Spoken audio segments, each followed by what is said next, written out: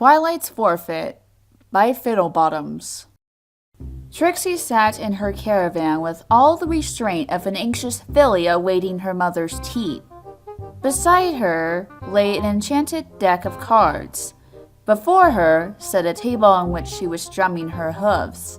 And somewhere in her future was the only thing she had thought about for over a year. Revenge on Twilight Sparkle.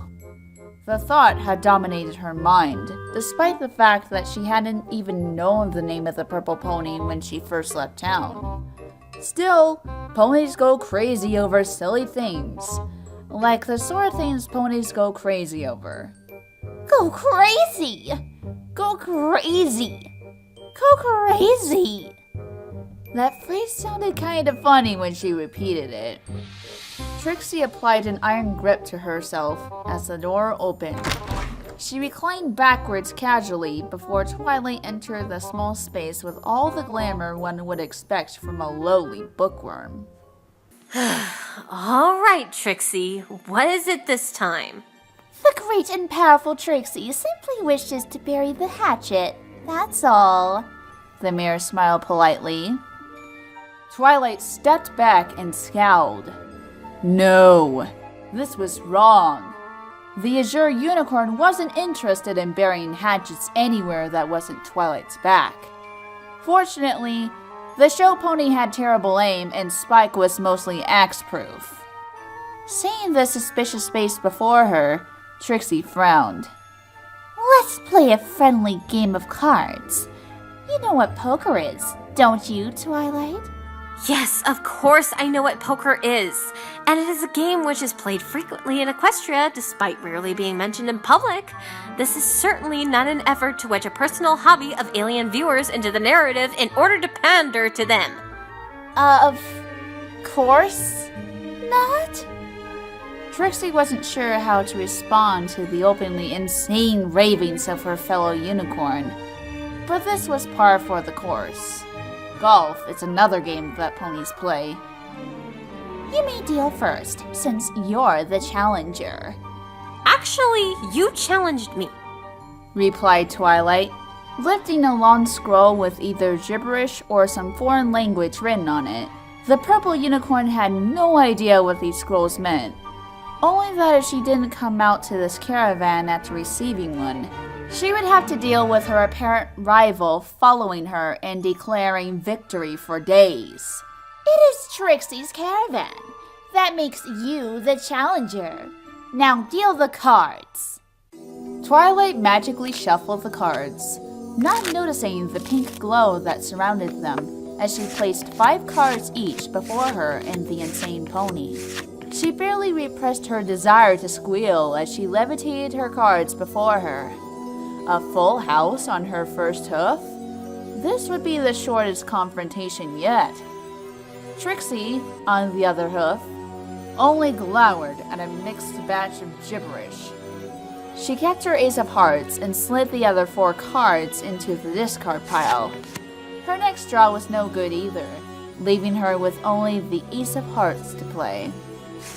After she laid her single face card face up on the face of the table, opposite Twilight's full house, the entire deck shined brilliantly pink. Trixie's pointed hat floated into the corner, illuminated with the same glow as the cards. Wait, what does that mean? Asked Twilight, her ears lowering as she felt a dreadful premonition. For every hoof you lose, you must discard an article. Trixie allowed a pause, smiling and licking her lips. Of clothing. But I'm already naked, and you've only got your cape left. Well, if you think you can't win another hoof against the great and powerful Trixie, then just say so. She will happily chalk up another victory over the weakling Twilight Sparkle. What are you going on? Twilight sighed and shook her head. Whatever, just deal and let's get this over with. Trixie smiled as she slid Twilight's cards across to her. Her mouth was starting to look like an insert hoof hair slot. Just one cheap shot, rattle a few teeth loose. Maybe she'd finally shut up. The purple unicorn tried her best to preserve her expression against the pair of twos that dominated her hand, especially when Trixie didn't discard anything. 3 more cards brought her nothing to work with, and Twilight was prepared to concede her defeat when the pink glow of the cards lit again. This time, the pink glow surrounded the scholar's hoof, and the cuticle detached from her effortlessly. It floated calmly over to the corner and lay beside the starry hat. Wait, what just? Twilight stared down at her stump in confusion. She didn't see her cornet band hanging loose and torn. She didn't see blood spurting from her sudden wound. She didn't even feel any pain. In place of her hoof, there was just a smooth area of naked flesh that almost demanded to be touched. Twilight swallowed with difficulty and forced her eyes back to Trixie. The great and powerful Trixie can only guess that the cards have found something to strip you of, said the other unicorn. Give it back! This is not what I agreed to! The cards do what they will, sighed Trixie, stroking the weathered deck. If you want your hoof back, you'll have to win the game. Whichever pony wins will get all of the lost articles. Twilight swallowed, forcing the stump away from her face, although she didn't have the courage to feel the floor through that bare flesh.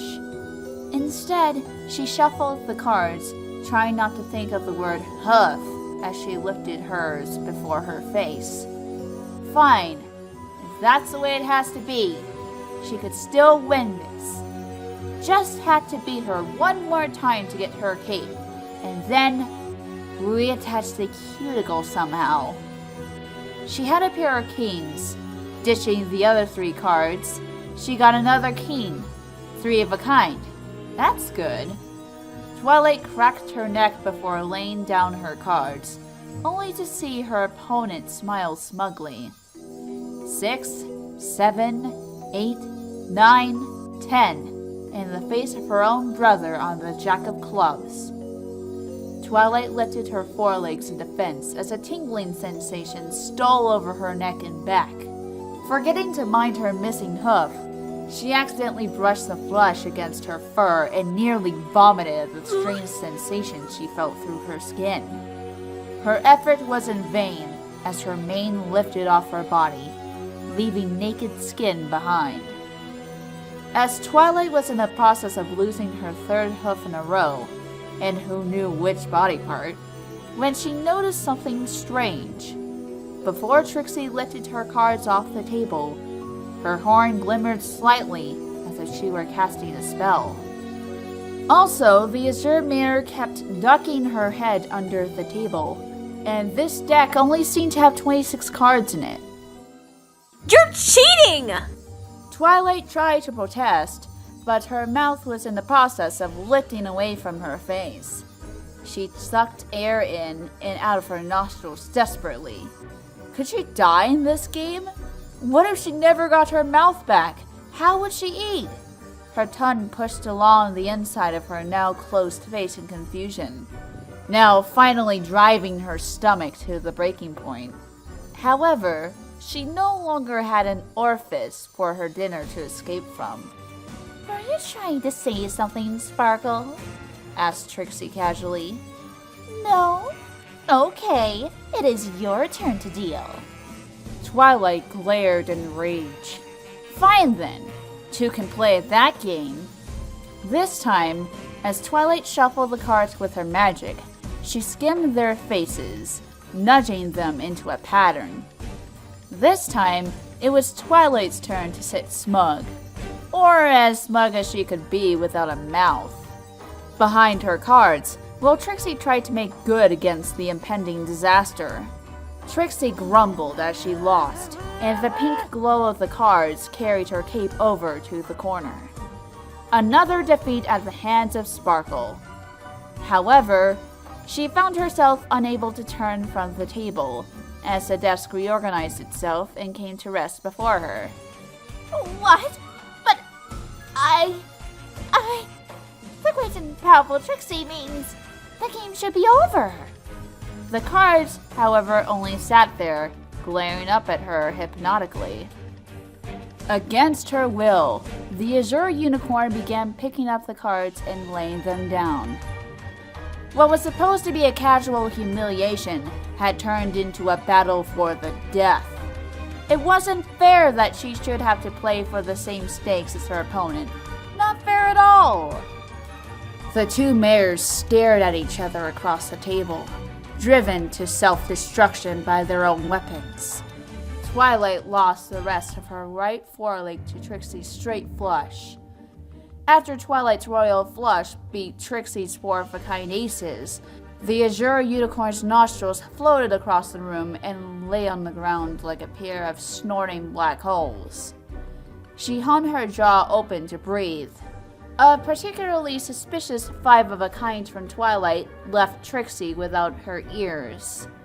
The removed flaps of skin flapped on the ground like dying fish.